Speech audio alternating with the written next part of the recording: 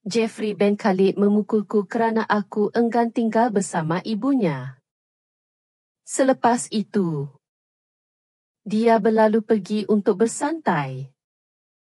Seolah-olah tiada apa yang mengganggunya. Keesokan paginya, dia membawakanku alat sulik. Meletakkannya di atas meja dengan senyum dingin. Puan Sri Zaharah akan datang makan tengah hari sebentar lagi. Katanya. Tutup semua kesan itu dan senyum. Beberapa jam kemudian, Jeffrey pergi ke pejabat. Ketika dia melangkah masuk ke bilik mesyuarat bosnya, wajahnya pucat lesi melihat siapa yang duduk di kerusi utama. Sebelum kita mulakan, beritahu kami di ruangan komen. Dari bandar manakah anda mendengar kisah ini? Kami ingin tahu sejauh mana suara ini telah mengembara. Bersedia. Apa yang akan anda dengar ini bukan sekadar cerita. Ia adalah cerminan. Dan mungkin ramai yang tidak tahan melihat pantulan diri mereka sendiri. Kali pertama Alia binti Razak berkata tidak. Bibirnya pecah. Kali kedua, semangatnya hancur.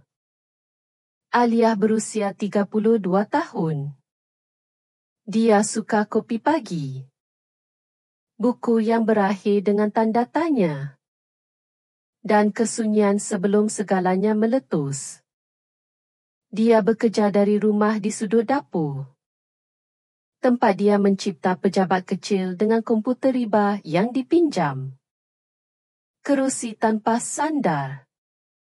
Dan lilin wangi yang sudah tidak berbau hanya memberikan ilusi ruang peribadinya.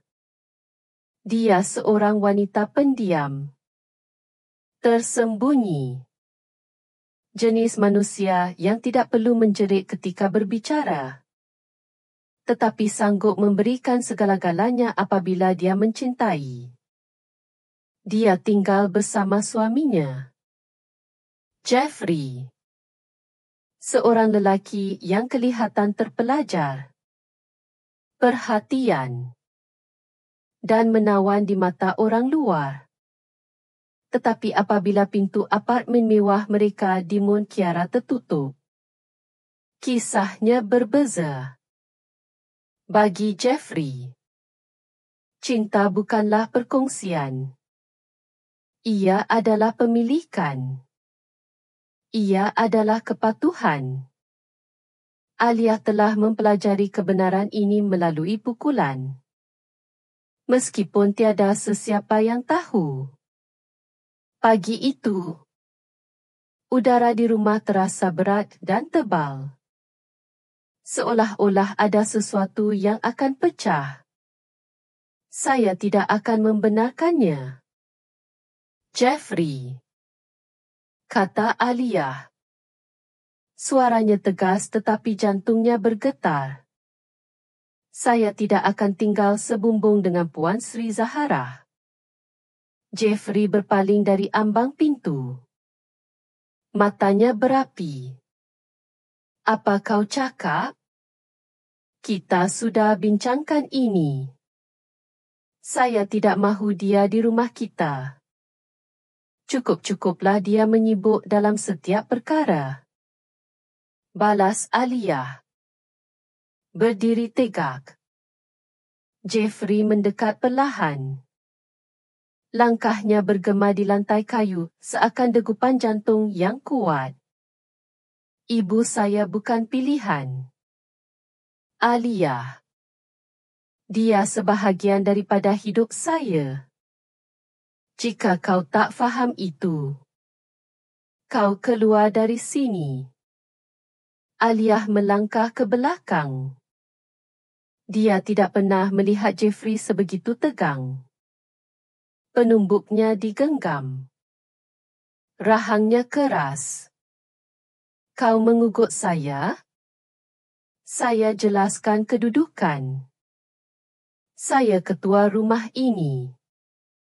Kalau ibu saya datang tinggal, kau akan senyum dan menyambutnya.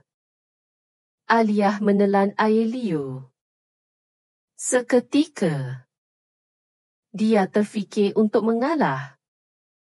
Bukan kerana takut, tetapi kerana keletihan semata-mata.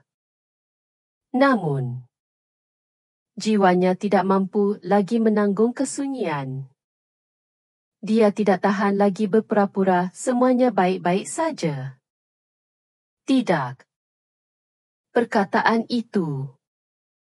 Tidak. Adalah percikan yang menyalakan api. Jeffrey menerpa tanpa berfikir dua kali. Tiada jeritan. Tiada yang menghalang. Di dalam rumah itu. Tiada saksi. Hanya dinding yang sudah biasa menyimpan rahsia. Beberapa minit kemudian. Bilik air sunyi. Alia berdiri di hadapan cermin. Wajahnya berdarah. Semangatnya hancur. Dengan tangan menggigil. Dia membuka laci. Mengeluarkan bedak kompak lama dan menyapu ke seluruh wajahnya. Jangan menangis. Nanti luntur. Katanya pahit kepada bayangan dirinya sendiri. Pintu terbuka. Jeffrey masuk dengan secawan kopi. Ibu akan datang makan tengah hari. Tutup baik-baik. Dan senyum. Alia tidak menjawab. Dia menundukkan pandangan. Merasakan malu membakar kulitnya seperti asid. Jeffrey meletakkan cawan di kaunter dan bersiap ke pejabat. Bersiul seolah-olah tiada apa yang berlaku. Loceng berbunyi tengah hari. Puan Sri Zaharah tiba. Sarat dengan beg membeli belah. Minyak wangi yang kuat. Dan komen berbisa. Ini kehidangan yang dihidang? Tanyanya angkuh. Memandang meja yang penuh dengan lauk pauk Malaysia. Laksa ini kurang rasa. Nak. Zaman saya dulu. Wanita tahu memasak. Alia menelan amarahnya. Semoga Puan Sri suka. Katanya. Memaksa senyum sementara air mata tak terlihat mengalir dalam jiwanya. Sepanjang makan tengah hari. Puan Sri mengkritik hiasan. Alas meja. Malah cara Alia mengunyah. Jeffrey mendengar sambil mengangguk. Tidak pernah sekalipun mempertahankannya. Seolah-olah dia gembira melihat ibunya merobek Alia sedikit demi sedikit. Apabila kunjungan berakhir, Jeffrey mengikat tali leher di hadapan cermin dan melemparkan arahan terakhir. Saya keluar. Balik pejabat lewat. Jangan keluar. Jangan jawab panggilan. Saya tak mahu sebarang masalah. Dia melangkah keluar. Seolah-olah dia tidak memecahkan apa-apa pun yang disentuhnya. Sebaik sahaja dia mendengar enjin kereta berlalu. Alia mencapai telefon bimbitnya. Dia mendial nombor yang sudah lama disimpan. Yang tidak pernah dia sangka akan digunakan. Suaranya perlahan. Tetapi bertekad. Semuanya siap? Dari sisi lain. Suara seorang lelaki menjawab. Semua berjalan mengikut rancangan. Cik Alia. Kami menanti Puan. Dia menutup panggilan tanpa sepatah kata. Dia menarik nafas dalam-dalam. Menukar pakaian. Mengelap sisa alat sulik. Dia memasukkan beberapa dokumen ke dalam beg tangannya dan pergi. Beberapa jam kemudian, Jeffrey tiba di pejabatnya. Menyambut semua orang dengan senyum seperti biasa.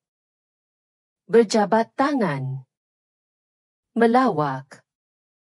Berpura-pura semuanya normal. Dia menaiki lift ke tingkat eksekutif. Tidak menyedari bahawa dunianya akan runtuh.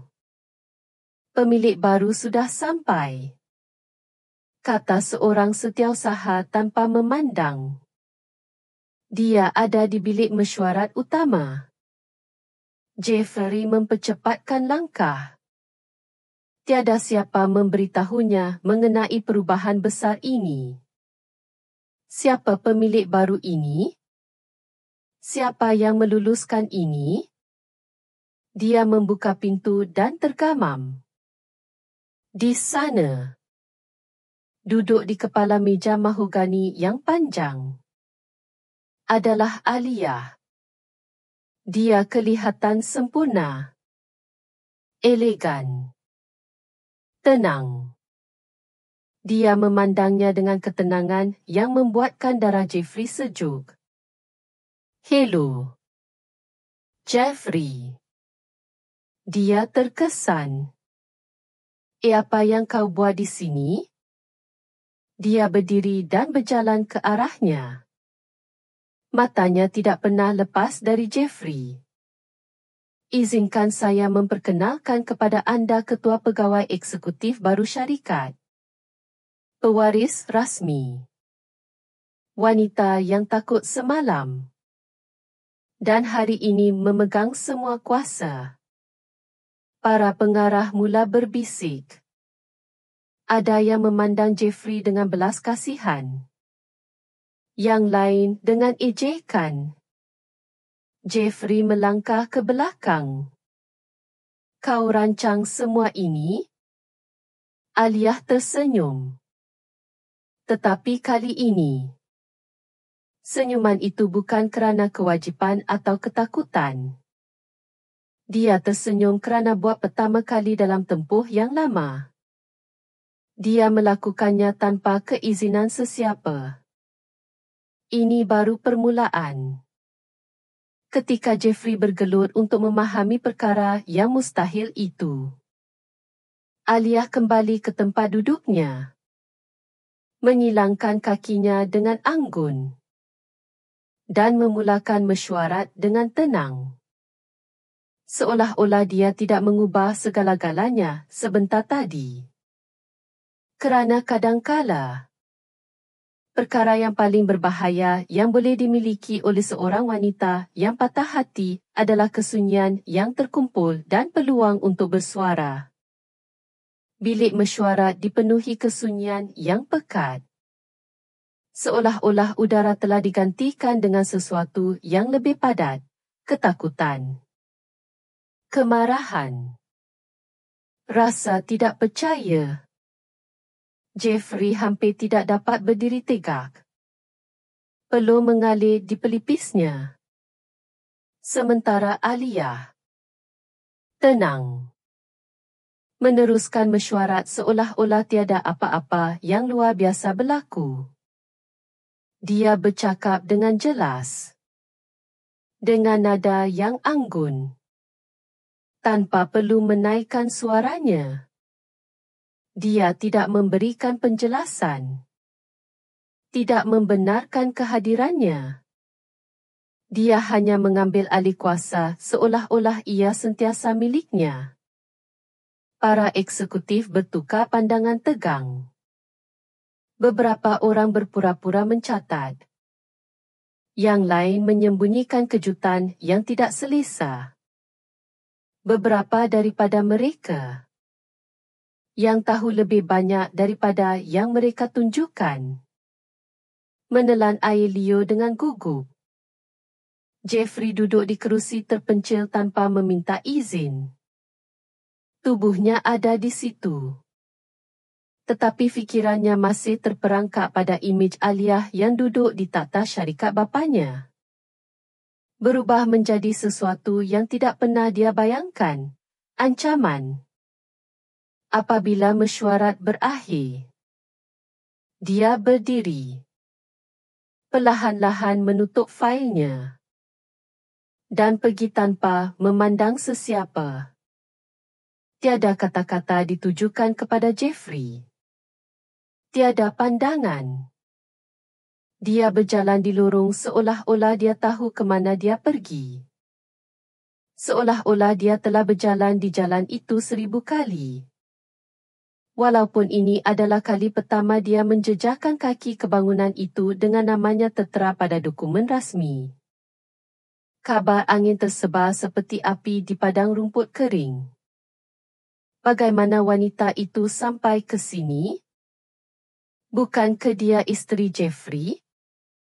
Sekarang dia bosnya. Dan mereka kata dia mewarisi semuanya daripada pemilik terdahulu? Betul ke? Saya dengar keluarga pengasas menyembunyikannya. Suara-suara berganda. Intrik semakin besar. Tetapi Alia tidak menjawab. Kesunyiannya lebih ditakuti daripada sebarang kenyataan. Sementara itu, Jeffrey berkeliaran di pejabat seperti hantu. Tiada siapa yang menyambutnya seperti dahulu. Rasa hormat telah hilang. Dan apabila dia cuba mengambil alih semula pada mesyuarat keesokan harinya, kerusinya telah diduduki orang lain. Dia pulang ke rumah pada waktu malam mencari ketenangan. Tetapi hanya ibunya, Puan Sri Zahara, yang menantinya. Duduk dalam gelap dengan segelas air di tangan. Apa yang kau buat? Tanya Puan Sri. Tanpa memandangnya. Tak ada apa. Jawab Jeffrey. Menjatuhkan kunci di atas meja. Jangan bohong pada saya. Jeffrey. Saya dengar tentang syarikat. Bagaimana wanita itu boleh duduk di tempat arwah bapa kamu? Dia bukan hanya wanita itu. Dia isteri saya. Atau bekas isteri. Balas Jeffrey. Dan bagaimana dia boleh jadi bos kamu? Jeffrey rebah di sofa. Keletihan. Matanya menunjukkan sesuatu yang Puan Sri tidak biasa lihat pada anaknya. Kekalahan. Saya tak tahu. Sumpah. Saya tak tahu. Dia ada di rumah pagi tadi. Dan sekarang. Sekarang dia kawal segala-galanya. Saya tak tahu bagaimana dia buat. Kalau macam tu. Cari tahu. Desis Puan Sri. Kerana jika kamu tidak mengambil semula apa yang milik kamu, saya akan buat. Alia pula mengunci diri di pejabatnya. Dikelilingi fail, rekod, dan wajah baru. Terdapat banyak perkara yang perlu dibersihkan. Terlalu banyak untuk ditemui. Syarikat itu, yang telah berada di tangan yang korup selama bertahun-tahun, adalah padang periuk api. Setiap sudut menyembunyikan rahsia. Setiap meja menyembunyikan konflik. Dia tahu itu. Dia boleh menghidunya di udara. Dia memanggil mesyuarat tertutup dengan sumber manusia. Dia menyemak kontrak. Kenaikan pangkat. dan pemecatan yang tidak adil satu demi satu. Dalam 3 hari, dia memecat 5 pengurus yang telah bertahun-tahun mensabotaj projek pekerja yang jujur. Tangannya tidak bergetar ketika dia menandatangani dokumen. Dia tahu orang yang jujur memerlukan ruang untuk bernafas. Saya tidak datang ke sini untuk memusnahkan syarikat ini, katanya dalam ucapan dalaman pertamanya. Saya datang untuk membersihkannya, untuk menyembuhkannya. Seperti luka yang menyakitkan pada mulanya, tetapi akhirnya sembuh. Kata-katanya dirakam dan tular dalam perbualan kumpulan pekerja. Ramai yang mula mengaguminya secara rahsia. Yang lain membencinya dalam diam. Tetapi semua orang tahu satu perkara, Alia datang untuk kekal. Sementara itu, Jeffrey cuba mencari kelemahan. Dia memanggil peguam dan menyiasat dokumen warisan. Tiada seorang pun daripada mereka menemui apa-apa yang tidak teratur. Semuanya sah. Mustahil sah. Seolah-olah semuanya telah disediakan bertahun-tahun lebih awal. Dan itu membuatkan dia gila. Kerana ini bermakna Alia tidak bertindak balas semalaman. Dia telah merancangnya dengan sabar. Seperti seseorang yang menyediakan ribut dan menunggu saat yang tepat untuk melepaskannya. Malam itu, Jeffrey menunggunya di luar bangunan. Saya perlu bercakap dengan kau. Alia memandangnya seketika tanpa berhenti. Alia, tolong. Bukan semuanya dusta. Dia berhenti. Dia memandangnya dengan sesuatu yang bukan kebencian. Ia adalah belas kasihan. Belas kasihan dingin yang memotong lebih dalam daripada penghinaan. Semuanya dusta. Jeffrey. Dari saya cinta awak yang pertama hingga ke pukulan terakhir. Kau tak bermaksud nak menyakiti saya. Tapi kau lakukan. Setiap kali kau mendiamkan saya. Setiap kali kau buat saya ragu-ragu dengan diri saya. Setiap kali kau paksa saya tutup kesakitan itu. Saya boleh berubah. Saya tak mahu kau berubah. Saya nak kau pergi. Jeffrey cuba meraih tangannya. Tetapi Alia menepisnya dengan tegas. Cukuplah. Katanya. Kau tak ada izin lagi. Setelah kembali ke pejabatnya, seorang pembantu baru menanti. Namanya Laila. Dia muda. Kurus. Dengan lingkaran gelap di bawah mata dan tangan yang menggigil. Saya Laila.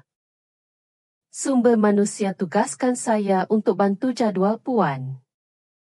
Alia memandangnya dengan teliti. Terdapat sesuatu yang biasa dalam mata Laila. Ketakutan yang terkandung yang dia kenal dengan baik. Kali pertama dalam peranan seperti ini? Ya. Jawab Laila. Menunduk. Saya bekerja di pejabat lain. Tetapi tidak pernah lama. Semasa makan tengah hari, Laila duduk bersendirian di sudut. Dia tidak makan. Tidak bercakap. Hanya memegang buku notanya seolah-olah ia adalah pelampung. Beberapa jam kemudian, semasa pembentangan, Laila pingsan di hadapan semua orang. Panggil seseorang. jerit seorang pekerja. Aliyah bergegas, memegang tangannya, dan meminta ruang. Melihat tiada sesiapa yang membantu, dia sendiri mengangkat Laila ke stesen jururawat. Saya okey, bisik Laila apabila tersedar. Saya cuma tak sempat sarapan. Aliyah memberinya air, membelai rambutnya seperti adik perempuan, dan berkata sesuatu yang tidak dijangka oleh Laila. Tiada siapa yang patut jatuh tanpa ada seseorang untuk mengangkatnya. Laila memandangnya dengan mata penuh air mata yang belum tumpah.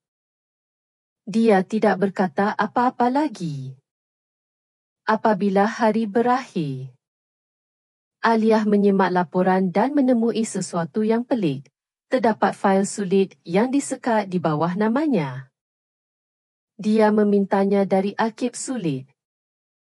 Mereka memberitahunya dia perlu menunggu 24 jam. Malam itu, tiba di rumah. Dia menemui sampul surat di atas meja. Tiada pengirim. Hanya namanya yang ditulis dengan tangan. Dia membukanya perlahan-lahan. Di dalamnya, sekeping kertas dengan ayat yang ditulis dengan dakwat hitam. Dengan tulisan tangan yang goyah.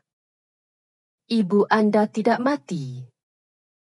Seketika, dunia berhenti berputar. Aliyah merasakan kesejukan menjala di lengannya.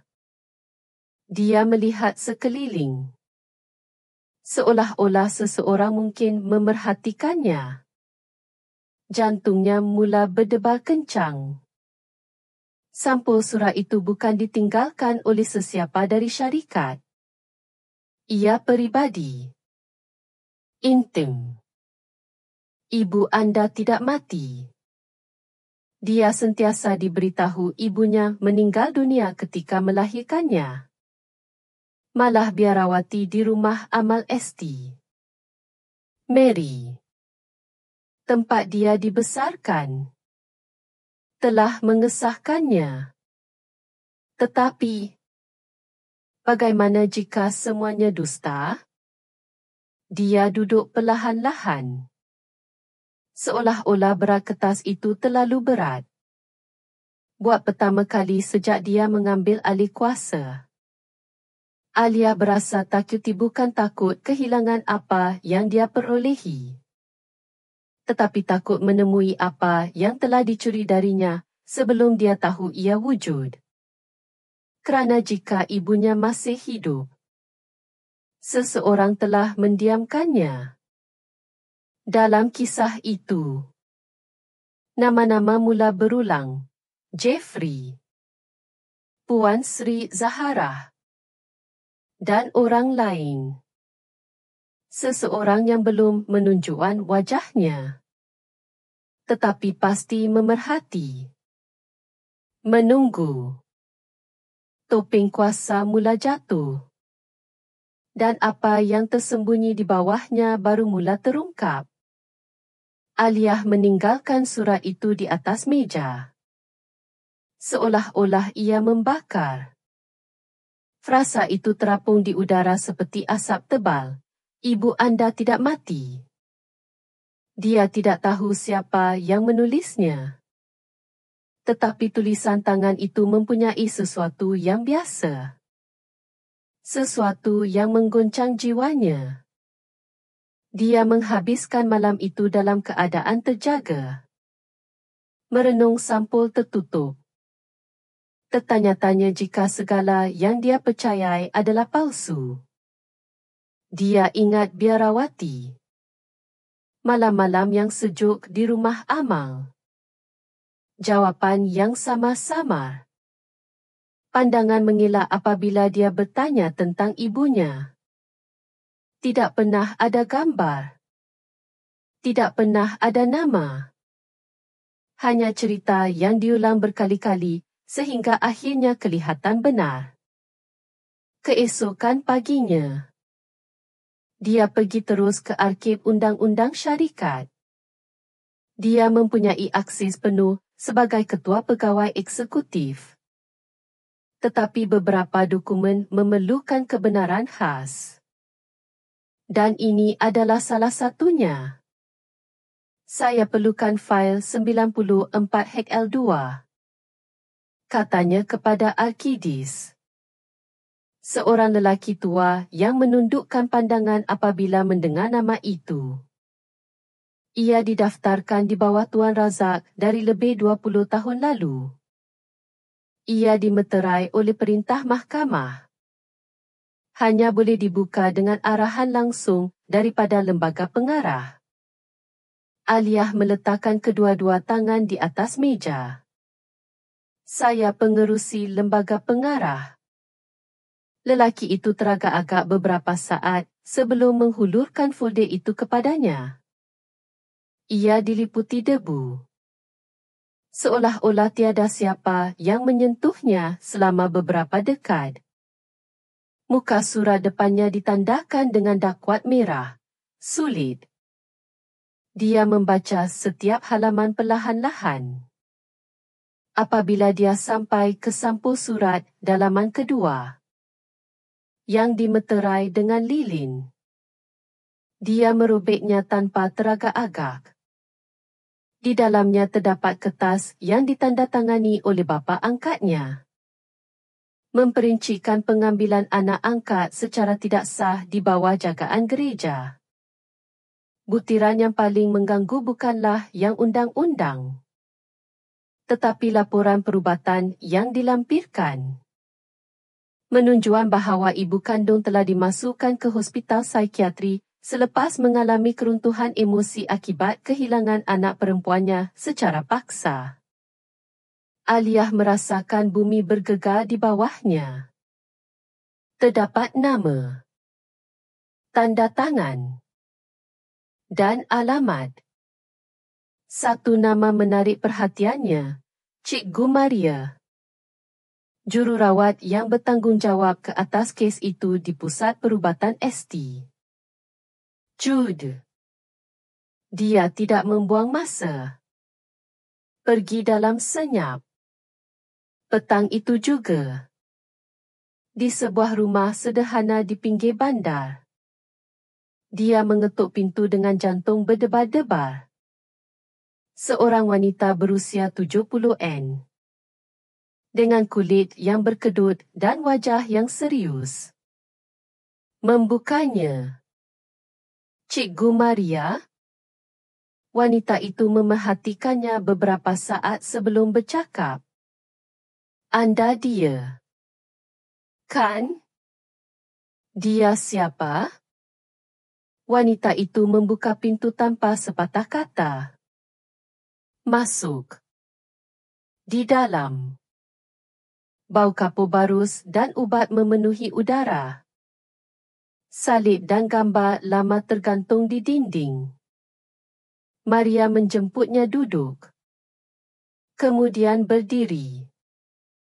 Seolah-olah bergelut untuk menerima apa yang akan dikatakannya.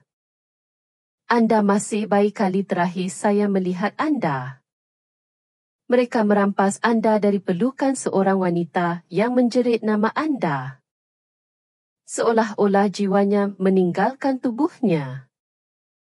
Saya tidak tahu apa yang perlu dilakukan.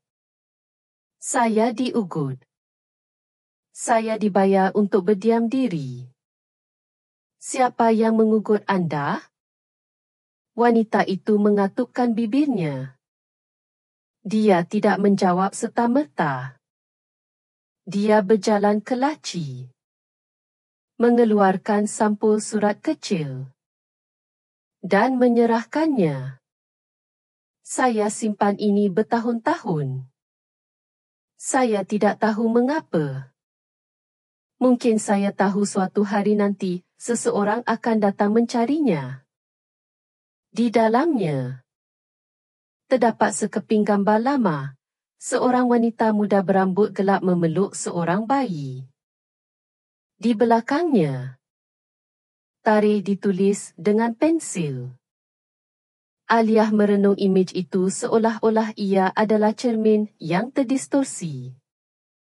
Dia ibu saya? Maria mengangguk. Namanya Teresa. Itu yang dia katakan sebelum mereka membawanya pergi. Mereka kata dia gila. Tapi dia tak gila. Dia cuma hancur kerana kesedihan. Aliyah menyimpan gambar itu dengan teliti. Dia enggan menangis. Dia meninggalkan rumah itu seolah-olah udara menyesakkannya. Ibunya masih hidup. Atau sekurang-kurangnya masih hidup selepas kelahirannya. Di manakah dia sekarang? Siapa yang mengarahkan penahanannya? Jawapan itu terbentuk di fikirannya dengan nama yang menyakitkan untuk disebut, Puan Sri Zahara. Sementara itu, Jeffrey sedang melalui ributnya sendiri. Penurunan pangkat di syarikat hanya permulaan. Penghinaan di lorong. Pandangan dari pekerja. Perubahan sikap mereka yang pernah takut kepadanya. Kini dia adalah bayangan. Nama tanpa kuasa. Dia mula minum lebih banyak daripada biasa. Tidur di sofa. Dan hilang berjam-jam. Ibunya menekannya setiap hari dengan tuntutan dan tuduhan. Kamu tak boleh biarkan wanita itu memalukan kita begini. Kamu keturunan Khalid. Dia tiada sesiapa. Saya tak ada kawalan lagi. Jawabnya. Tenggelam lebih dalam. Kalau macam tu. Bertindak. Siasat. Cari sesuatu untuk musnahkan dia. Kenapa ibu tak buat? Jeffrey bertanya dengan amarah yang tertahan. Apa yang ibu tahu yang ibu tak nak beritahu saya? Puan Sri Zahara berpaling perlahan-lahan. Seolah-olah kata-kata itu telah membuka luka lama. Ada perkara yang kamu tak faham. Nak. Kalau macam tu, jelaskan pada saya. Kerana dia menang. Dan ibu nampak lebih takut daripada marah. Puan Sri tidak menjawab. Dia meninggalkan bilik itu. Meninggalkan Jeffrey bersendirian dengan paran air. Malam itu, Jeffrey tidak tidur. Dia berjalan mundar-mandir. Matanya merah. Fikirannya keliru. Dia mula mendengar bunyi. Melihat bayang-bayang. Pada satu ketika, dia fikir dia melihat Aliyah memerhatikannya dari halaman. Dia berlari keluar. Tetapi tiada sesiapa. Minda Jeffrey mula merosot. Keesokan harinya, Aliyah tiba di syarikat dengan ekspresi yang lebih keras daripada biasa. Laila menantinya di pejabat dengan laporan hari itu. Tidur, Lena? Tanya wanita muda itu dengan takut-takut. Tidak. Laila teragak-agak. Kemudian menarik nafas dalam-dalam. Ada sesuatu yang saya tak beritahu Puan. Aliyah memandangnya dengan penuh perhatian. Saya dengar. Sebelum saya sampai di sini, saya berada di tempat yang bukan pejabat. Saya dikeluarkan dari sekolah pada usia 13 tahun. Ibu saya menjual saya. Saya melalui rumah di mana saya dilayan seperti harta benda. Saya melarikan diri. Saya menukar nama. Tetapi saya masih rasa seperti ada rantai yang tidak kelihatan. Aliyah merasakan benjolan di kerongkongnya. Dia berjalan ke arah Laila dan menyentuh lengannya. Anda tidak berada di tempat itu lagi. Di sini Anda akan berkembang. Tiada sesiapa yang akan menggunakan Anda lagi. Laila mengangguk. Menahan air mata. Terima kasih kerana beri saya peluang. Saya juga seorang gadis yang tidak kelihatan, kata Aliyah. Dan kini saya kelihatan. Supaya orang lain juga boleh kelihatan. Beberapa jam kemudian, ketika dia menandatangani dokumen di pejabatnya, seseorang mengetuk pintu. Maafkan saya, kata pengawal keselamatan. Ada budak lelaki di luar minta berjumpa puan. Dia kata namanya Haris. Dia bersendirian. Aliyah berkerut. Dia segera keluar. Di hadapan bangunan. Di sebelah penanam. Terdapat seorang budak lelaki berusia kira-kira 7 tahun. Dengan rambut kusut dan mata besar. Apabila dia melihat Aliyah, dia tersenyum dan menghulurkan tangannya. Mama. Aliyah terdiam. Dia melutut di hadapannya. Apa yang kamu cakap? Saya mama kamu? Saya nampak mama dalam mimpi. Dan nenek saya beritahu saya akan jumpa mama suatu hari nanti. Siapa nenek kamu? Budak lelaki itu mengeluarkan sekeping kertas renyuk dari poketnya. Lukisan kanak-kanak dengan seorang wanita berambut panjang dan hati gergasi. Dia kata ini mama. Yang mama tak mati. Aliyah memandang pengawal itu. Dari mana dia datang? Seorang lelaki tua membawanya. Dia kata dia akan kembali kemudian. Dia tak nak berikan nama. Budak lelaki itu memeluknya erat. Degupan jantungnya pada dada Aliyah seolah-olah dia telah menemui rumah. Tetapi Aliyah tidak faham. Siapa anak ini? Mengapa dia berkata dia anaknya? Mereka membawanya ke kawasan resepsi. Tempat dia diletakkan di bawah jagaan. Tetapi Aliyah tidak dapat berhenti memikirkannya. Malam itu, dia kembali ke rumahnya. Dia membuka folder dengan dokumen terkini dari arkib. Salah satunya jatuh ke lantai. Semasa dia mengambilnya, dia melihat sekeping gambar yang dilekatkan dengan klip kertas.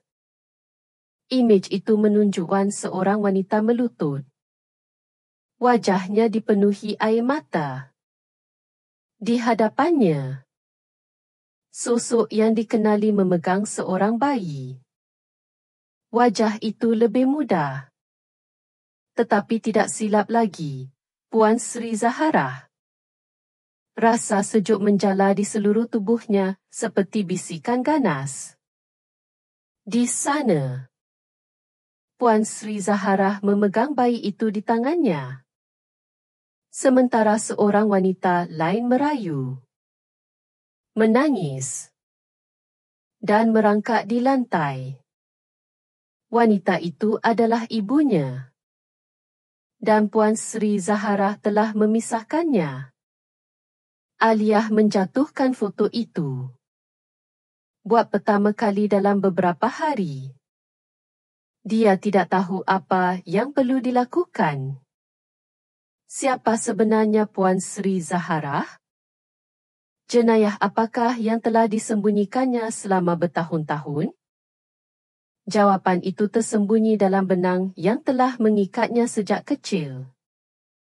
Dan kini, satu persatu, mereka mula putus. Tetapi bukan tanpa bunyi. Bukan tanpa akibat. Kerana apabila anda menarik benang yang telah memegang dusta selama beberapa dekad, seluruh kain mula runtuh. Dan apa yang terungkap boleh menjadi lebih menyakitkan daripada kesunyian. Aliyah merenung foto itu untuk beberapa minit yang panjang. Air mata mengalir di wajahnya. Senyap. Seolah-olah tubuhnya tahu apa yang mindanya belum berani terima. Dalam imej itu adalah kisah yang sentiasa disembunyikan darinya. Ibunya melutut dan merayu.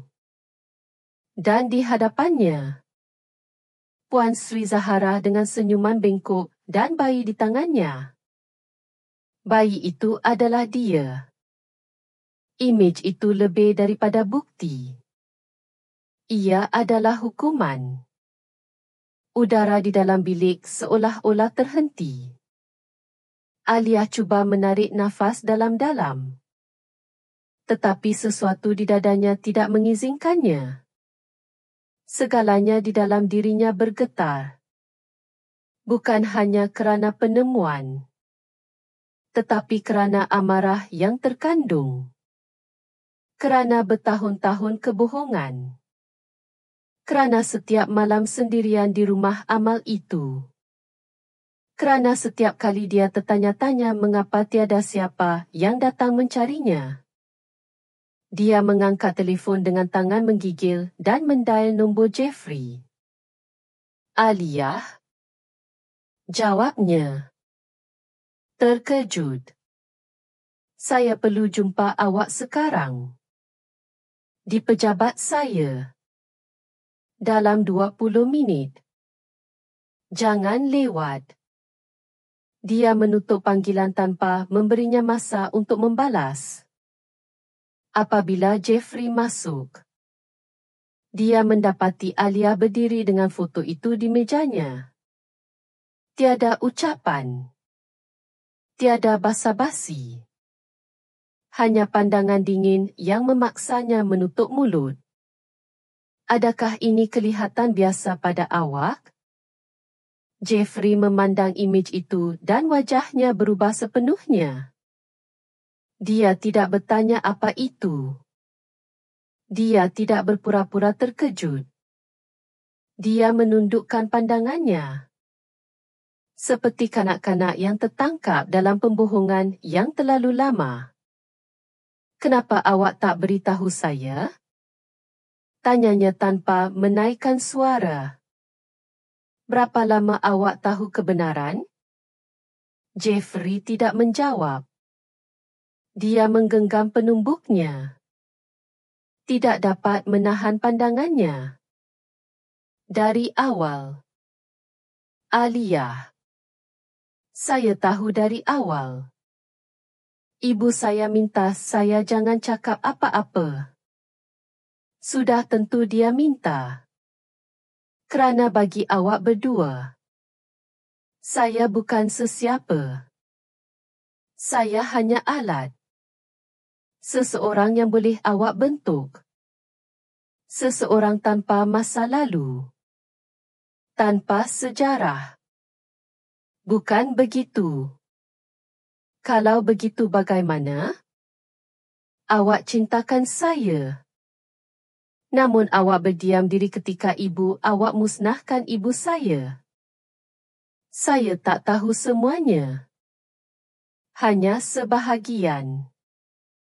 Saya tahu selepas kita kahwin. Dan awak tak cakap apa-apa?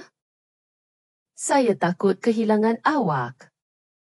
Jeffrey berbisik.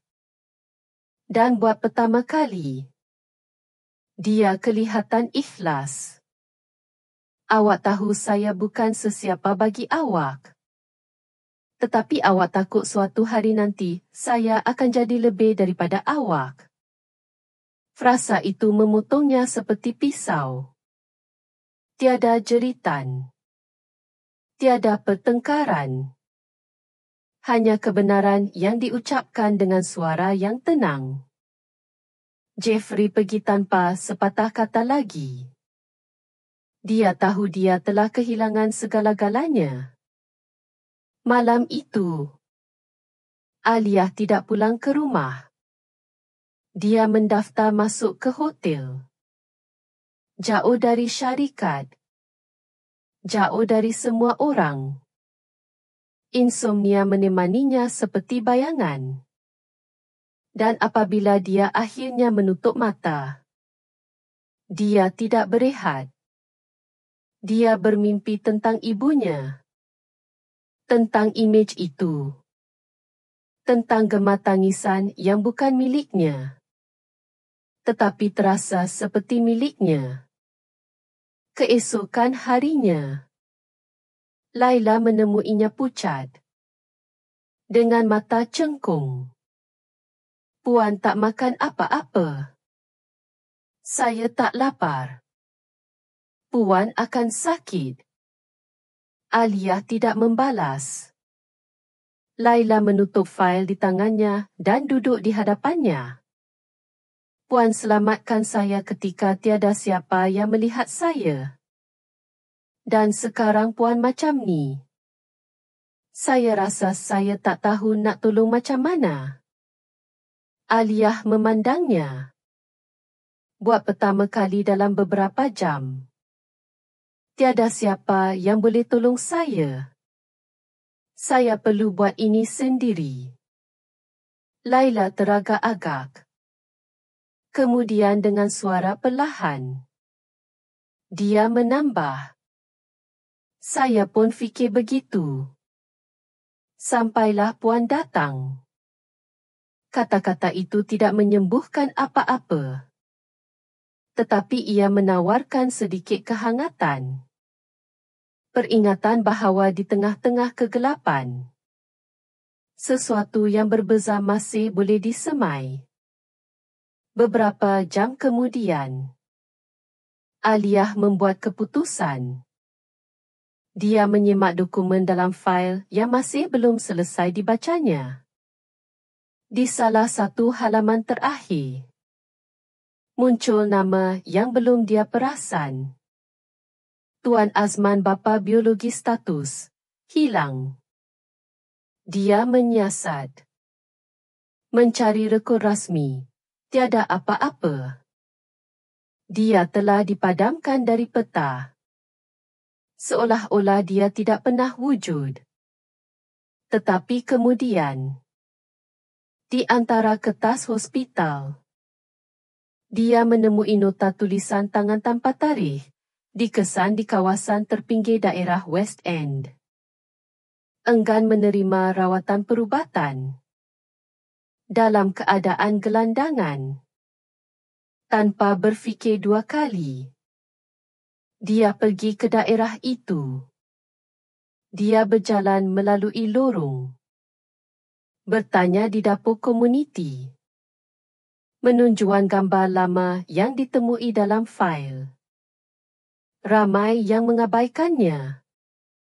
Yang lain tidak tahu apa-apa. Sehingga seorang wanita dengan lukhat sirap menunjuk dengan dagunya ke arah bangku. Itu Elias di sana. Kadang-kadang dia meracau. Kata dia hilang anak perempuan. Alia mendekati dengan langkah perlahan. Seorang lelaki yang diselubungi selimut lama. Dengan janggut panjang dan pandangan kosong. Sedang memerhatikan burung makan sisa makanan.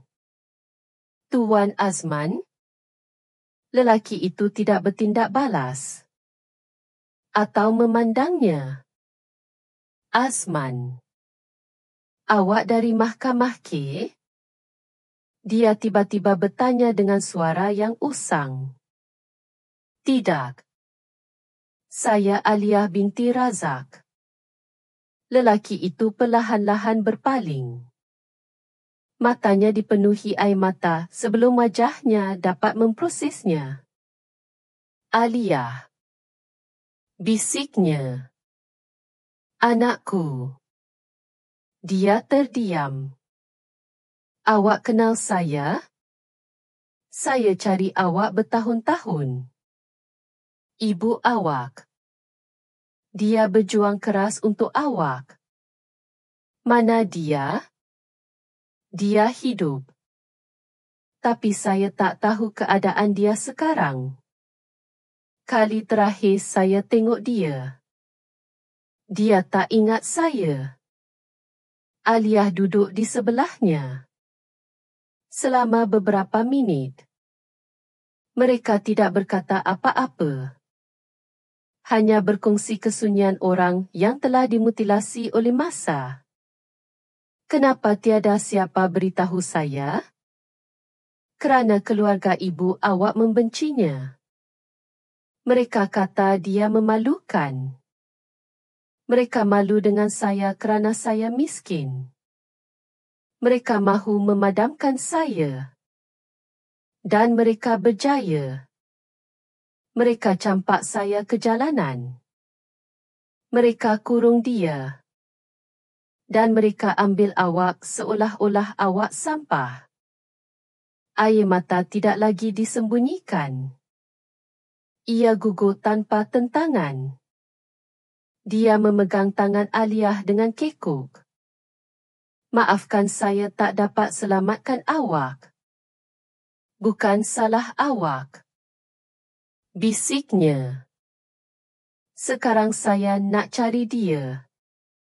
Dia kembali ke syarikat dengan satu idea di kepala. Pergi ke hospital psikiatri. Dia mengesahkan nama, Pusat Willow Creek. Teresa, nama yang dia gunakan di sana. Kerana identiti asal ibu kandungnya, Cikgu Maria, telah dihapuskan, telah dimasukkan ke sana selama bertahun-tahun. Menurut laporan, menderita demensia. Tiada sesiapa melawatnya. Tiada ahli keluarga yang didaftarkan.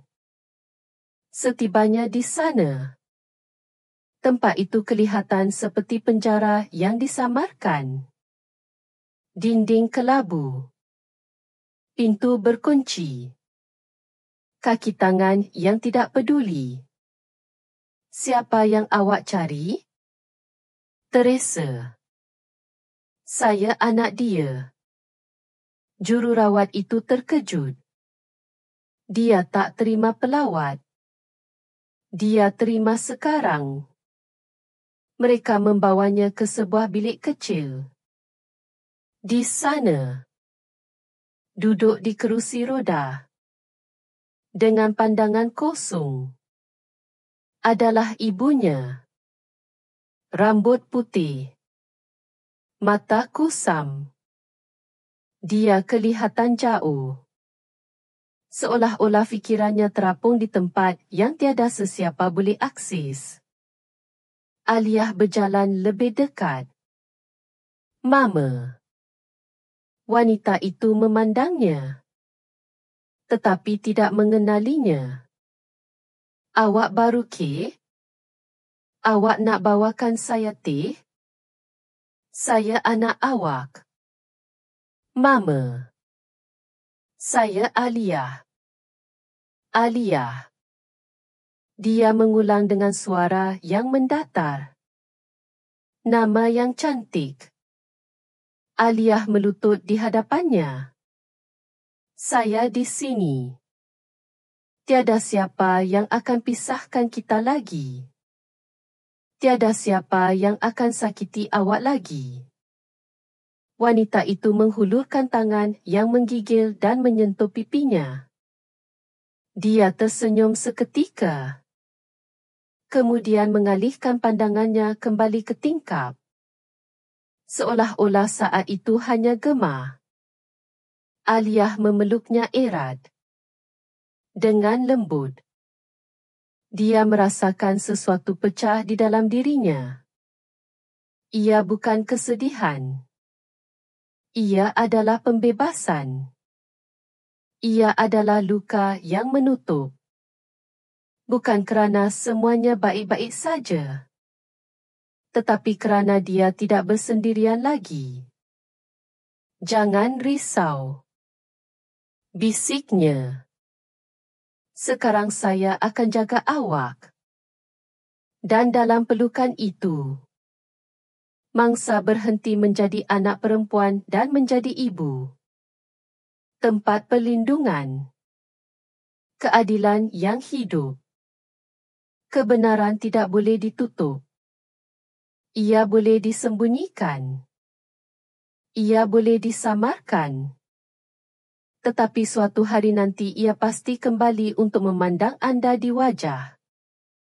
Dan apabila ia berlaku, ia menuntut untuk diucapkan.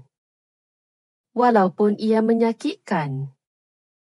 Walaupun ia membakar. Walaupun ia memusnahkan segala-galanya yang kelihatan teguh. Kerana hanya dari kehancuran skim sesuatu yang baru boleh dilahirkan. Sesuatu yang tidak lagi memerlukan pembohongan untuk menampung dirinya. Hanya kebenaran. Betapapun kejam. Betapapun perlu. Alia kembali ke rumah dengan tubuh tegang dan semangat yang letih. Dia masih menghidu minyak wangi ibunya di pakaiannya, campuran lavender tua dan keputusasaan. Tangannya menggigil. Bukan kerana kelemahan, tetapi kerana kemarahan yang terkandung. Dia mandi tanpa menyalakan lampu. Seolah-olah dia perlu memadamkan setiap kesan masa lalu sebelum meneruskan apa yang akan datang. Dia tidak mahukan belas kasihan. Dia mahukan keadilan. Bukan di mahkamah. Bukan dengan peguam. Dia mahu mendedahkan kebenaran. Menunjukkan luka yang terbuka. Membiarkan dunia melihat wajah orang yang telah memusnahkan begitu banyak nyawa dari keselesaan keistimewaan mereka. Dan untuk itu, ada tarikh yang tepat, Majlis Amal Tahunan Syarikat. Ironinya, ia adalah idea Puan Sri Zahara, malam mewah dengan muzik, derma awam, dan kamera menyiarkan secara langsung. Puan Sri mahu membersihkan imejnya, menempatkan dirinya sebagai dermawan, ibu teladan, sebagai wanita yang membantu membesarkan Alia. Dia malah mengatakannya dalam jemputan. Dengan senyuman munafik dan tangan terbuka. Seperti seseorang yang cuba menebus diri tanpa membayar harga. Alia menerima serta-merta. Tetapi bukan untuk menghormatinya. Dia akan menggunakan pentas Puan Sri Zahara sendiri untuk melucutkan pakaiannya di hadapan semua orang. Bukan dengan jeritan. Bukan dengan kebencian. Tetapi dengan bukti. Sementara itu, Jeffrey semakin tenggelam. Penurunan pangkat di syarikat hanya permulaan. Penghinaan di lorong. Pandangan dari pekerja. Perubahan sikap mereka yang pernah takut kepadanya. Kini dia tiada. Bayangan. Nama tanpa kuasa. Dia mula minum lebih banyak. Tidur di sofa. Dan hilang selama berjam-jam. Ibunya menekannya dengan tuntutan dan aduan. Tetapi dia tidak lagi mempunyai jawapan. Malah untuk dirinya sendiri. Pada suatu malam, dia muncul di rumah Alia. Pintu berkunci. Tetapi dia mengetuk kuat.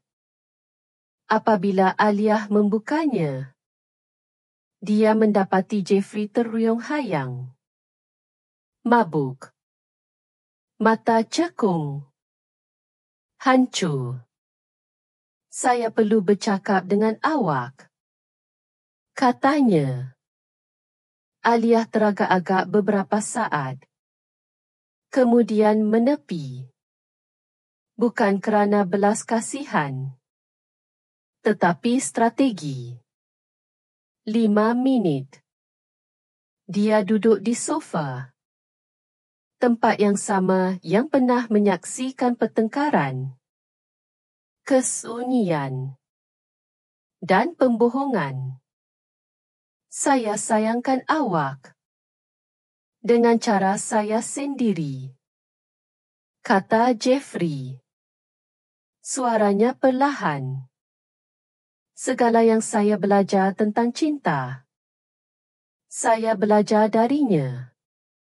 Kalau begitu, awak belajar menggunakan, memanipulasi, mengawal. Saya tak membenarkan apa-apa. Saya cuma nak awak tahu yang saya memang sayangkan awak. Alia memandangnya lama. Awak tak tahu apa itu cinta, Jeffrey. Cinta bukan memaksa. Bukan mendiamkan kebenaran.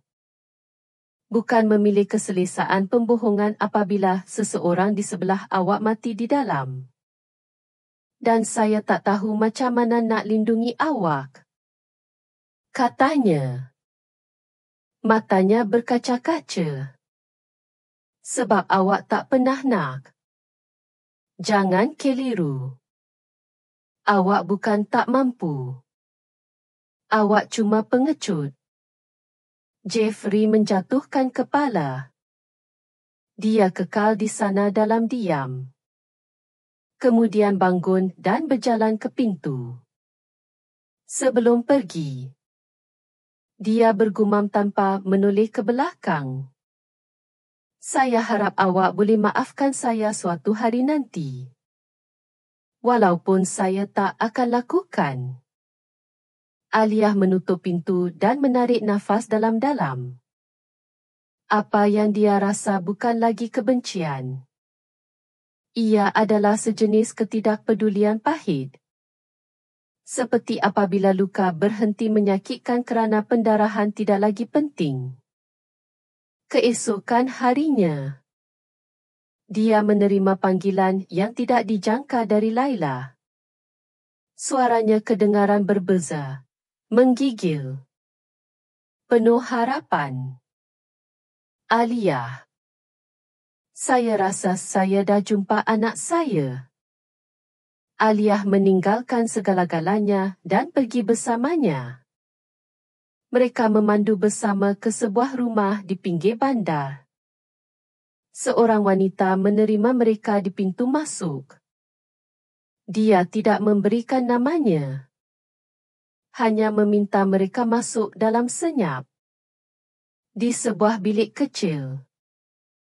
Dengan katil sementara dan mainan terpakai. Seorang budak lelaki berusia 5 tahun sedang melukis dengan krayon. Apabila Laila melihatnya, dunianya terhenti. Jantungnya berdebar di dadanya seolah-olah ia akan pecah. Dia berjalan perlahan, melutut di hadapannya, dan berbisik. Haris? Budak lelaki itu mendongak. Mengenalinya tanpa kata-kata. Dan berlari ke dalam pelukannya. Laila meraung dan menangis seperti tidak pernah sebelum ini. Dari ambang pintu, Alia merasakan bahawa sesuatu di alam semesta sedang dibaiki. Seolah-olah keretakan lama akhirnya tertutup. Mereka kembali ke bandar bersama-sama. Dan Alia memberikan Laila pekerjaan tetap di Jabatan Jangkauan Sosial Syarikat. Misinya kini adalah untuk membantu wanita lain yang Seperti dia telah didiamkan dan dipisahkan dari apa yang paling mereka sayangi. Malam itu, Aliyah merasakan sakit yang tajam di perutnya. Dia membungkuk di dapur, berpaut pada tepi kaunter. Dia telah memberitahu dirinya terlalu banyak kali bahawa semuanya baik-baik saja. Bahawa ia hanya tekanan. Bahawa ia akan berlalu. Tetapi ia tidak. Dia pergi ke doktor secara rahsia. Mereka melakukan ujian. Dia menunggu hasilnya bersendirian. Tangannya sejuk di pangkuannya. Diagnosis tiba tanpa bius, kanser. Tahap awal. Ia belum merebak. Tetapi kita perlu bertindak sekarang. Dia tidak menangis. Dia tidak bertanya berapa banyak masa yang dia ada. Dia hanya memikirkan ibunya, Laila, dan segala yang masih perlu dilakukan. Saya tak akan beritahu sesiapa, katanya kepada doktor. Belum lagi. Anda akan perlukan sokongan emosi dan fizikal dahulu. Saya perlu selesaikan sesuatu. Dia pergi dengan kertas di dalam beg tangannya. Tiada sesiapa yang tahu apa yang berlaku. Bukan Laila. Bukan Azman. Tiada sesiapa. Gala tiba pada tarikh yang ditetapkan. Dewan teater penuh sesak. Lampu malap. Muzik lembut. Wartawan di pintu masuk. Semua orang bercakap tentang Puan Sri Zaharah. Era kendemawanan baru Jeffrey. Tiada siapa yang mengesyaki apa yang akan berlaku. Aliyah tiba. Berpakaian putih. Berseri-seri. Serius. Dia berjalan di permaidani merah tanpa senyuman. Dia duduk di meja utama. Puan Sri Zaharah naik ke pentas sejurus selepas itu. Dia bercakap tentang nilai, keluarga, dan keadilan sosial. Kata-katanya kedengaran kosong. Dilatih. Dikelilingi oleh tepukan yang dibeli. Dan saya ingin mengucapkan terima kasih terutamanya kepada Aliyah yang saya sayangi. Kerana mengatasi sebarang rasa tidak puas hati dan menghormati saya dengan kehadirannya. Umum Puan Sri. Bukan semua keluarga sempurna. Tetapi pengampunan adalah tanda sebenar pertumbuhan. Aliyah berdiri. Mengambil mikrofon. Dan suaranya tidak bergetar. Terima kasih atas kata-kata anda, Puan Sri. Dan memandangkan kita bercakap tentang pertumbuhan. Saya ingin berkongsi satu testimoni. Dia memberi isyarat kepada juruteknik bunyi. Skrin di atas pentas menyala. Video lama muncul. Rakaman kamera tersembunyi. Imej itu kabur. Tetapi jelas. Puan Sri Zaharah yang lebih muda duduk di hadapan meja. Saya tak nak wanita itu dekat dengan anak itu lagi. Faham? Jika perlu. Kurungnya. Saya akan tanda tangan apa sahaja. Tetapi saya tak mahu tengok dia lagi. Anak itu tak akan tahu dari mana dia datang. Dan jika dia tanya tentang ibunya, tanya suara lelaki di luar kamera. Rekalah. Cakap dia mati. Cakap dia tinggalkan dia. Tak kisah. Anak itu milik saya sekarang. Video itu berhenti. Puan Sri Zahara pucat. Dia memegang dadanya. Dia menggumam sesuatu yang tiada siapa faham. Ada yang fikir dia berpura-pura. Yang lain fikir dia akan rebah. Aliyah memandang orang ramai. Anak itu adalah saya. Dan wanita yang dibuat hilang itu adalah ibu saya. Dia dikurung atas perintah Puan Sri Zahara. Bukan kerana penyakit mental. Tetapi kerana dendam. Kerana kebencian. Kerana kuasa. Kesunyian digantikan dengan bisikan. Beberapa hadirin berdiri. Yang lain merakam. Siaran langsung berterusan. Media sosial terbakar. Selama bertahun-tahun saya hidup dengan kepercayaan bahawa saya seorang yatim piatu. Bahawa saya tidak bernilai apa-apa. Bahawa saya harus bersyukur atas sedikit yang saya miliki. Hari ini, kebenaran terungkap. Dan kebenaran tidak boleh ditutup. Dia meletakkan mikrofon.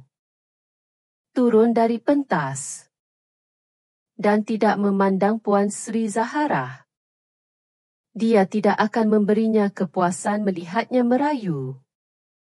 Malam itu, seluruh negara bercakap tentang Aliyah. Rakaman itu dan pembohongan yang runtuh di hadapan berjuta-juta. Tetapi apa yang tiada siapa tahu? Apa yang masih terkubur di bawah semua bunyi itu? Adalah perkara yang paling berbahaya, apa yang tidak dikatakan. Kerana apabila seorang wanita berkuasa kehilangan kawalan, dia tidak selalu jatuh. Kadang-kadang dia menyerang. Soalannya bukan lagi sama ada Puan Sri Zahara sudah tamat. Soalannya adalah sejauh mana dia sanggup pergi sekarang setelah dia kehilangan segala-galanya. Puan Sri Zahara telah membina dunianya di atas asas ketakutan, pembohongan, dan manipulasi. Dan kini, melihat segala-galanya runtuh di hadapan kamera, dia tidak berfikir tentang menyerah. Dia berfikir tentang dendam. Dia tidak percaya pada penyesalan.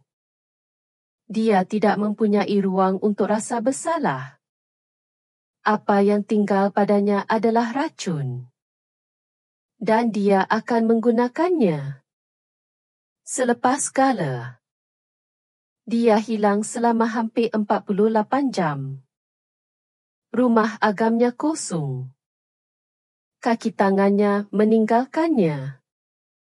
Dan pihak berkuasa mula mencarinya dengan waran tangkap kerana menyembunyikan identiti, pemalsuan dokumen, dan bersubahat dalam penahanan yang menyalahi undang-undang.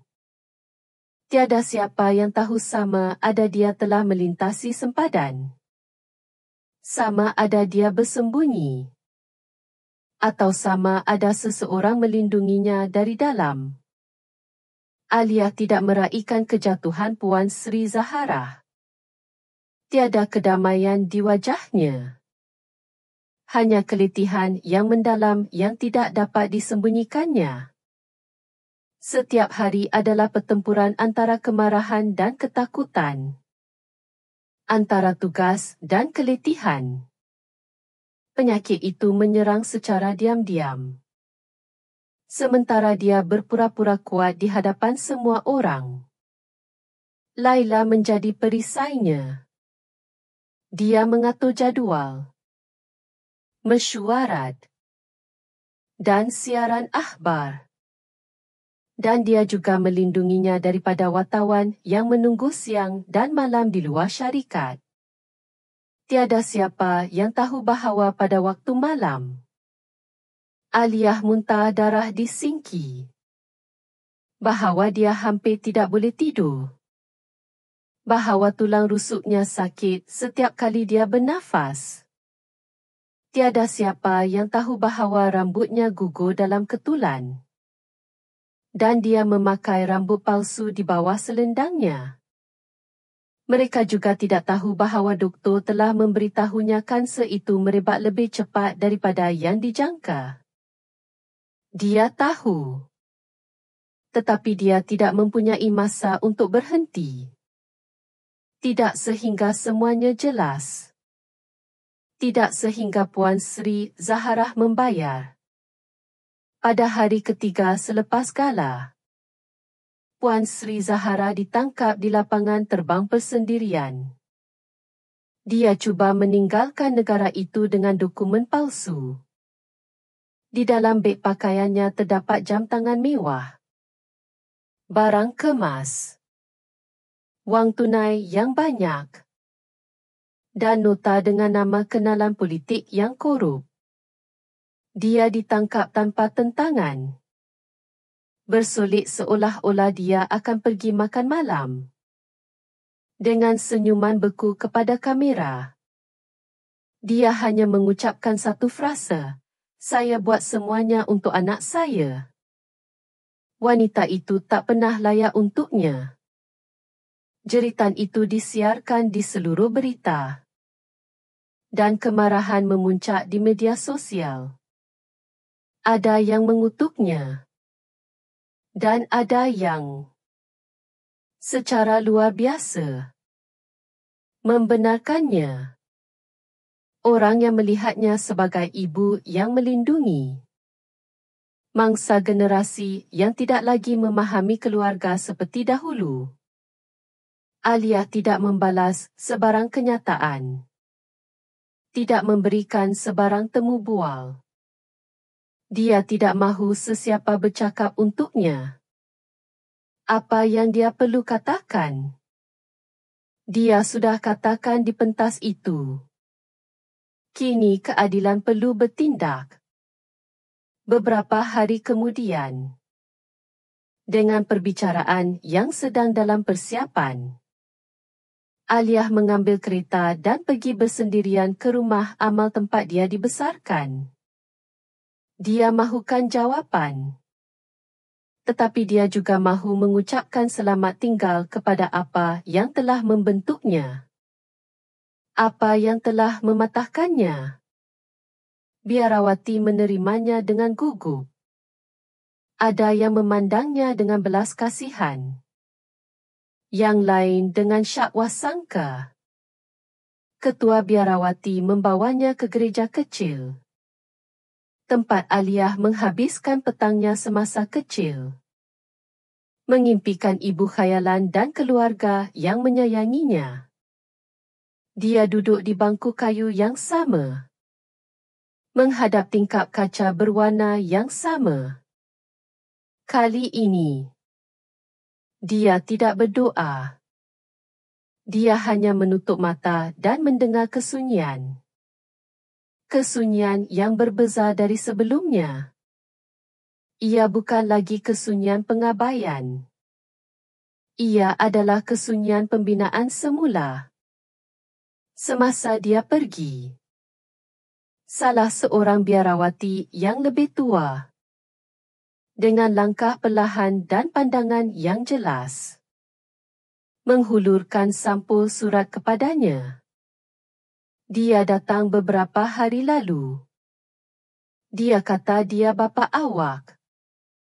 Dia tahu awak akan kembali. Aliyah mengambil sampul surat itu tanpa berkata apa-apa. Dia kembali ke kereta dan membukanya. Di sana, surat yang ditulis dengan tulisan tangan yang goyah, Tuan Asman. Bapa kandungnya. Anakku. Apabila kamu membaca ini, Saya mungkin sudah tiada. Tetapi saya tidak menulis untuk mengucapkan selamat tinggal. Saya menulis untuk berterima kasih kerana telah memaafkan saya dengan mata kamu. Walaupun kamu tidak berkata apa-apa. Kerana telah memeluk ibu kamu. Walaupun dia tidak dapat mengenali kamu. Kerana tidak menjadi apa yang mereka buat kamu. Ada orang yang melalui hidup meninggalkan luka. Kamu melalui hidup menyembuhkannya. Walaupun kamu tidak tahu. Walaupun kamu kadang-kadang fikir kamu hanya bertahan. Kamu sembuh. Seperti perkara yang benar-benar menyakitkan. Kamu sembuh. Surat itu menggigil di tangannya. Dia menangis di dalam kereta. Tanpa saksi. Bukan untuknya. Bukan untuk apa yang tidak ada. Dia menangis untuk segala yang tidak pernah dia miliki. Untuk segala yang masih menyakitkan. Untuk setiap bahagian dirinya yang telah didiamkan dan akhirnya mempunyai suara hari ini. Malam itu, Laila menyediakan sup panas untuknya. Dia melihat Alia tiba dengan ekspresi tegang. Mana Puan pergi? Ke rumah amal. Dia meninggal dunia.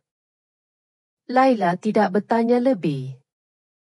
Dia hanya duduk di sebelahnya. Tidak perlu bercakap. Hanya perlu hadir. Perbicaraan Puan Sri Zahara ditetapkan 3 minggu kemudian. Alia tidak bercadang untuk menghadiri setiap perbicaraan.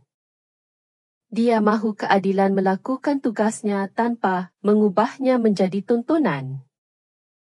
Tetapi sesuatu mengubah rancangannya.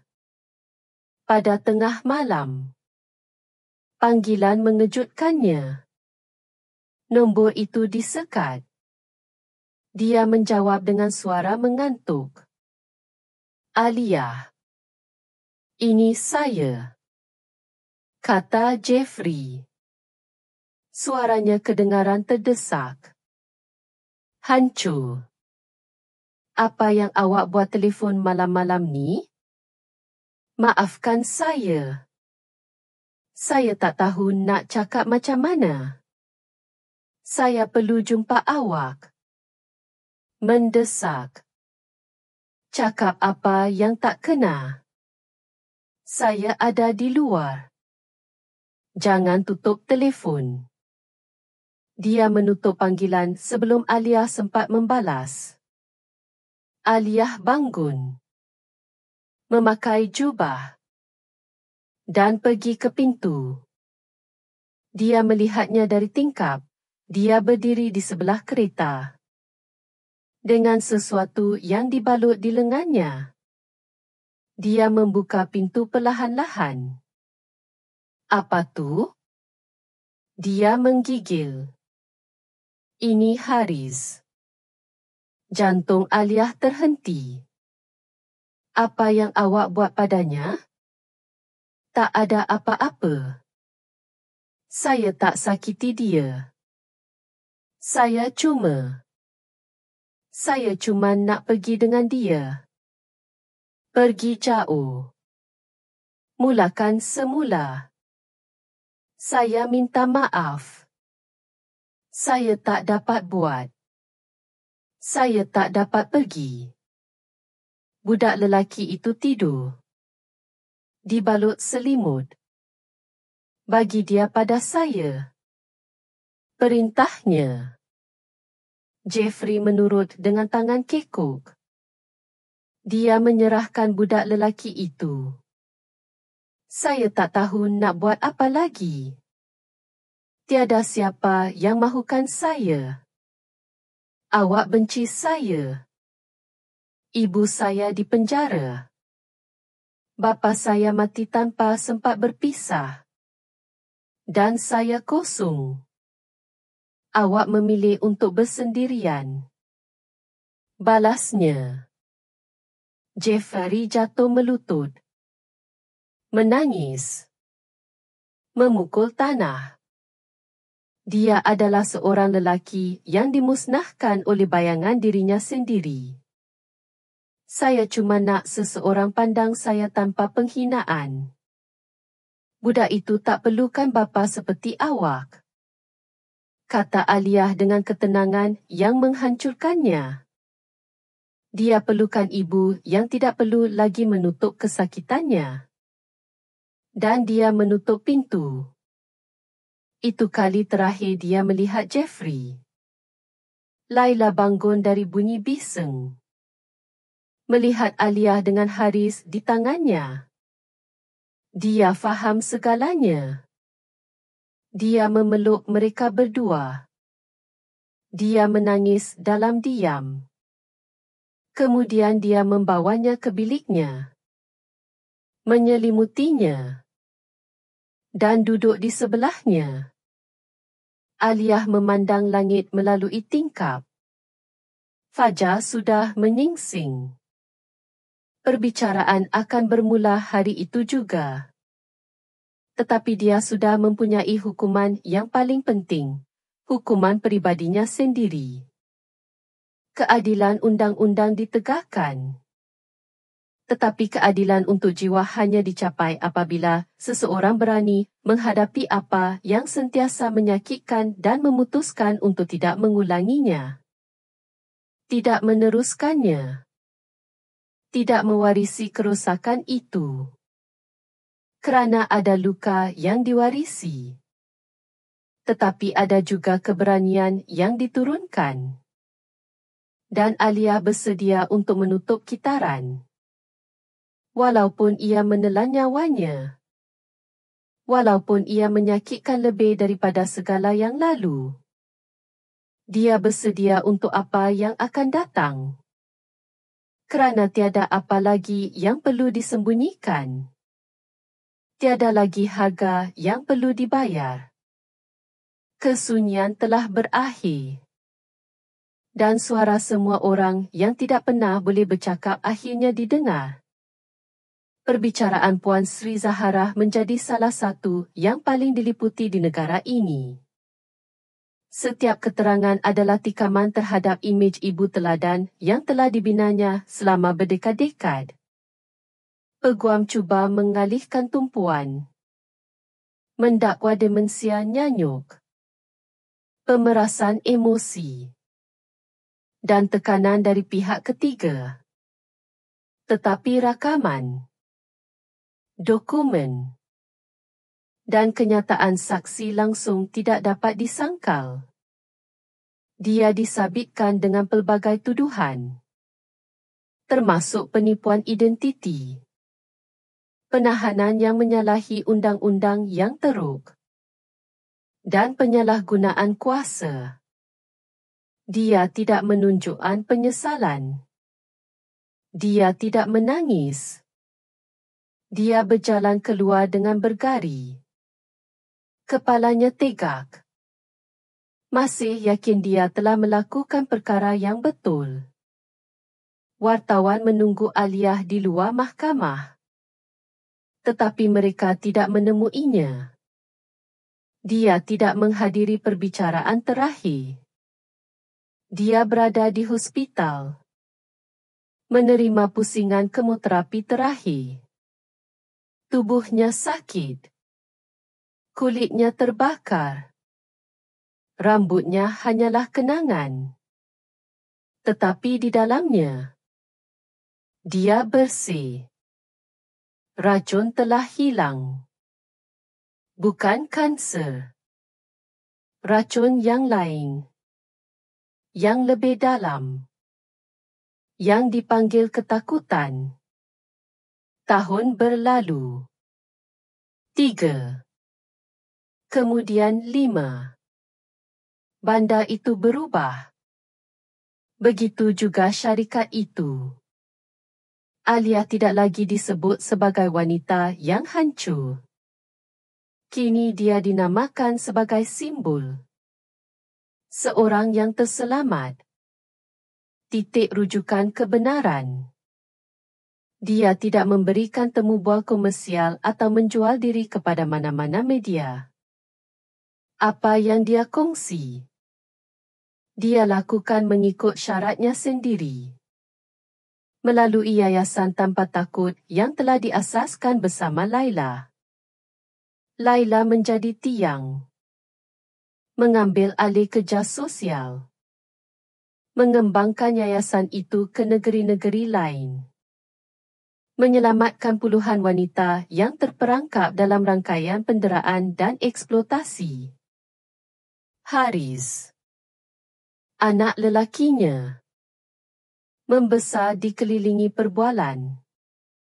Kasih sayang. Dan buku. Aliyah memberikannya nama tengah bapa kandungnya.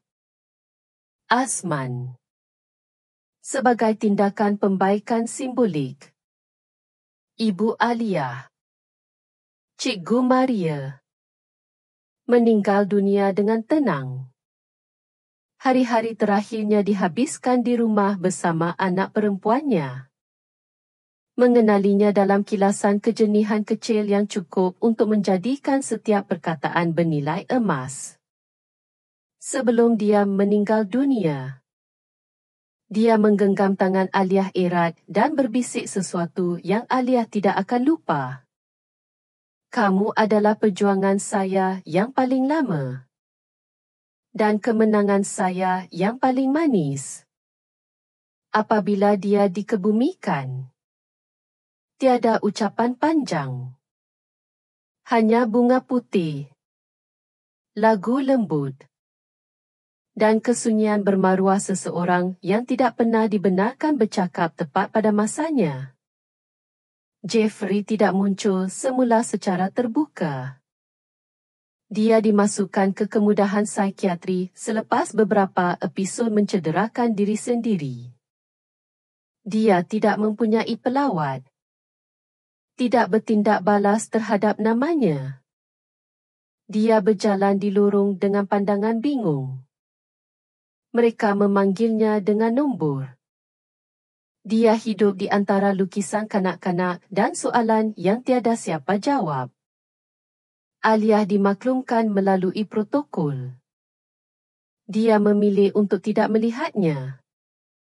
Tetapi dia menghantar sebuah buku, satu-satunya yang dia tulis dengan kisah hidupnya sendiri.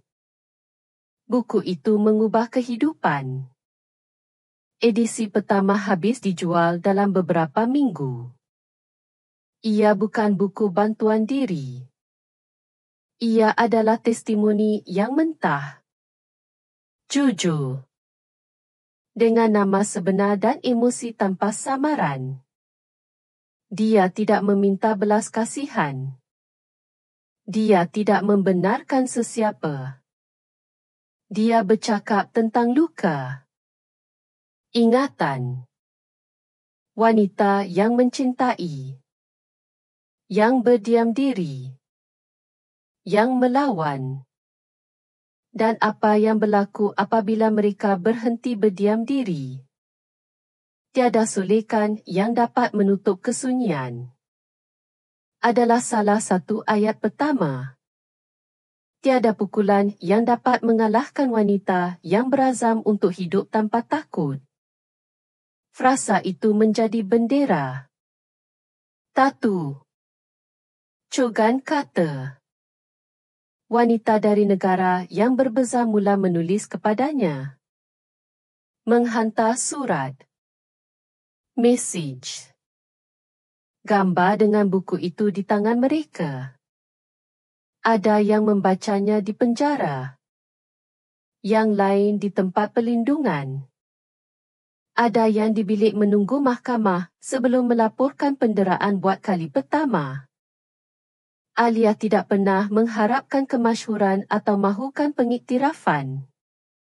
Tetapi alam semesta mempunyai rancangan lain. Dia dijemput untuk memberikan persidangan. Ceramah besar. Beberapa di universiti. Yang lain di kejiranan yang dilupakan. Dia sentiasa mengatakan perkara yang sama sebelum bermula. Kisah saya bukan yang paling suka atau yang paling tragis. Ia hanya kisah yang bernasib baik untuk mencari suara tepat pada masanya. Ada orang lain yang tidak bernasib baik. Dan demi mereka, saya terus bercakap. Pada salah satu persidangan itu, pada akhir pembentangan, seorang wanita mendekati dengan seorang remaja di sisinya. Dia mempunyai mata besar dan pandangan yang tenang. Budak lelaki itu tidak bercakap. Dia hanya memerhatikannya dengan penuh minat. Dia ingat awak, kata wanita itu. Dia kata awak peluk dia sekali. Di pintu masuk pejabat awak. Aliyah memandangnya dengan teliti. Dia mengangguk sedikit. Kemudian dia menulis sesuatu di dalam buku nota kecil yang tergantung di lehernya. Dia menunjukkan halaman itu dengan tulisan bengkok. Awak ajar saya untuk tidak diam. Dia merasakan benjolan di kerongkongnya. Dia melutut, memeluknya, dan berbisik. Kalau begitu, semuanya berbaloi. Meninggalkan persidangan itu, dia menarik nafas dalam-dalam. Malam itu sejuk. Bandar itu kelihatan berbeza. Kurang bermusuhan. Mungkin dia sahaja yang telah berubah. Dia berjalan pulang bersendirian. Tanpa pengawal peribadi. Tanpa pemandu. Dia menaiki tangga dengan tenang. Menyalakan lampu ruang tamu. Semuanya sunyi. Dia menuang teh. Menanggalkan kasutnya. Dan pergi ke bilik air. Dia berhenti di hadapan cermin.